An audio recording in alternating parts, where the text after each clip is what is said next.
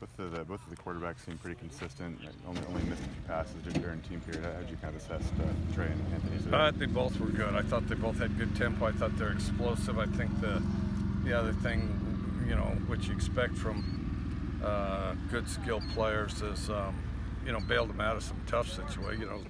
Some throws that weren't perfect, some contested balls, and they pulled it down and got upfield. So I think, the two really kind of complemented each other. But I think the quarterbacks had pretty good tempo and were decisive, and both looked good.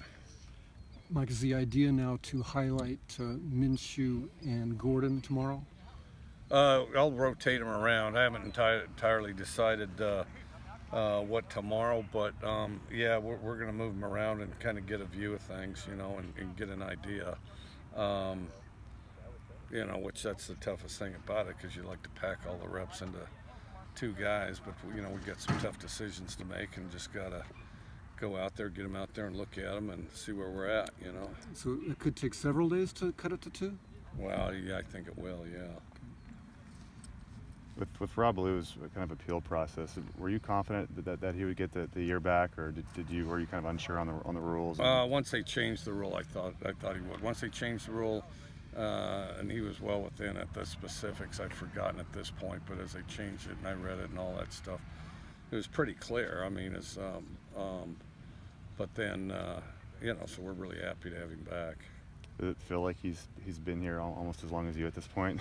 Yeah, he's been here a long time. We got to get him out there and get him some balls, polish him up, and see where he's at. That's a pretty competitive position right now too, inside receiver. So, that'll be a battle. But he's got experience and he can do a lot of stuff, and he's been a starter here before, and he can play special teams. We already know that. So, yeah, I think he'll definitely contribute. It seemed like a couple of those inside receivers last year started taking on Robert Lewis characteristics. Yeah, I think they definitely did. I think they definitely did. Then Travell, of course, came on during spring, and then Renard's done a good job, and then some of those guys like Arcanado, and I'm leaving somebody out. I just can't remember who it is. And then of course we've got Robert Lewis there too, and so it's a good group, Renard seemed to be a pretty good blocker at times last year, and you've talked about Rob as a pretty good blocker. I think that started with Robert Lewis, because Robert Lewis is the guy that kind of set the standard that, because, he was the smallest receiver out there and the best blocker for a long time, and then, made it very obvious to, all these other guys, Jameer, Renard, Travell, that it's a matter of position and getting into somebody's body and not allowing them to have separation or space. It's key to blocking. It's not deliver some big blow or something like that. You just have to keep them tied up for a few seconds, and if you're able to do that consistently, you're the best blocker on the team. Of course, then he had that big block against Utah, which was a bomb. But yeah. What does it say about Rob? He assumed that when he got injured that he wasn't going to play another snap, but he stuck around and coached the young guys and then was with you guys the whole year. What does it kind of say about his character? Well, I think all that. I think there's that, because he's always been very much a team guy and just a good guy. But I think he was really excited at the opportunity to come back. So. What have you seen from Drew Jackson? He's had a few pretty good days and was consistent today. Explosive, good hands, still kind of learning things, but doesn't really hesitate out there. Even if something's sloppy, he'll be explosive, he'll be strong, he'll be powerful. And then, all those young guys, the one thing is once the ball's in the air, they'll go after it. Even if the route wasn't perfect or something like that, they're aggressive going after the ball.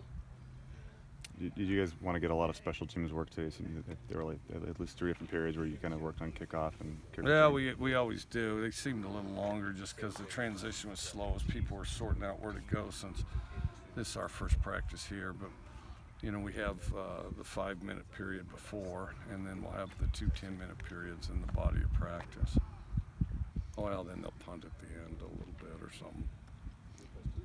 Mike, the original idea, I think, was to come here for 10 or 12 days in Lewiston, and kind of slowly phasing that back a little bit. Well, the original idea was our stuff was all tore up because we were under construction. That's right.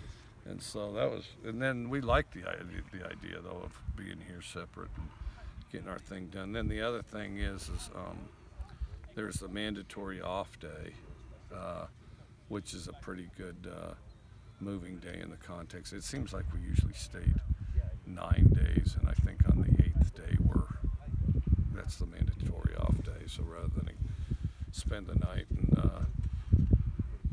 eat lunch and hang out and play ping pong and shuffleboard, we'd go ahead and go home and do it in Pullman the next day. Feel a little more like Pullman with the new artwork in the middle of the field. Somebody did that. I don't know who. Huff could tell you too.